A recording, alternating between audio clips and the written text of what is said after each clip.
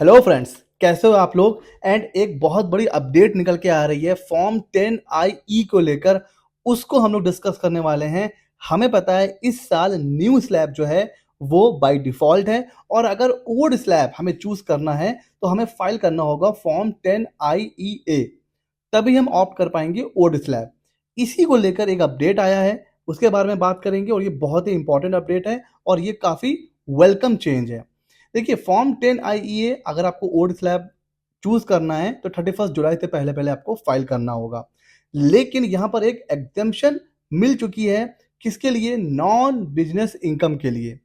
इसको अगर मैं सीधे सीधे बात करूं तो जो सैलरी इंप्लॉय हैं, जो ITR 1 वगैरह फाइल करते हैं, ITR 2 वगैरह फाइल करते हैं, उनको अब फॉर्म 10IEA फिल करने की कोई नीड नहीं है।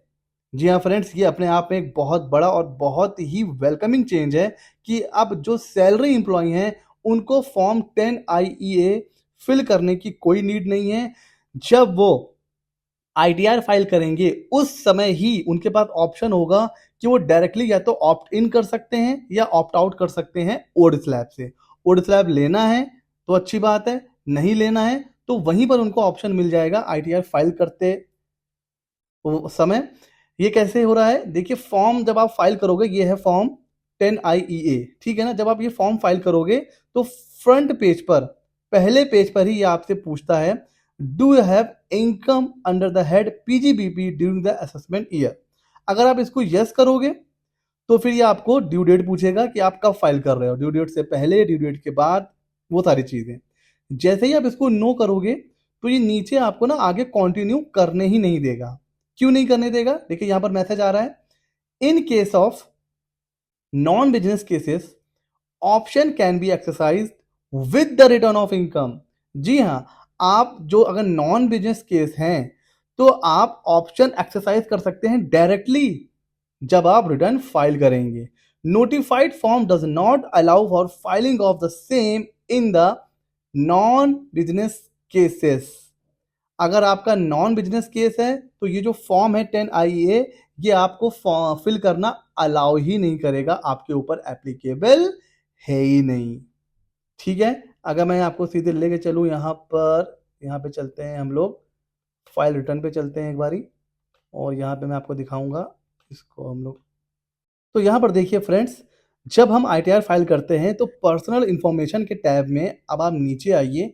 यहाँ पर देखिए ऑप्शन आ रहा है, do you wish to exercise the option under section 115BAC 6 of opting out of new tax regime.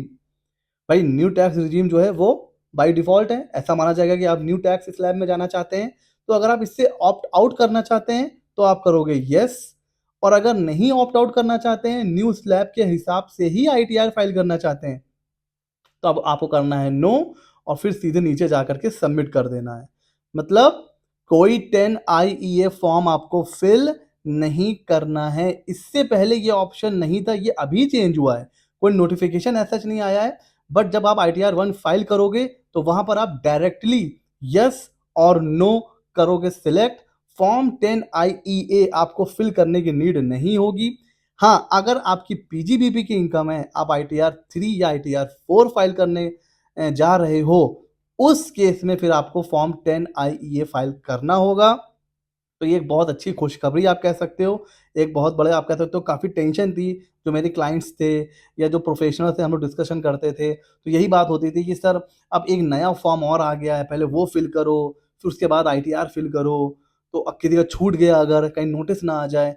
तो भाई, ITR 1 वालों को फॉर्म 10IE के झंझट से मिल चुकी है मुक्ति। जब आप ITR 1 या 2 फाइल करने बैठोगे, वहीं पर ऑप्शन आएगा यस और नो। यस और नो जो आपको करना है वो करिए सिलेक्ट, फॉर्म 10IEA को भूल जाइए।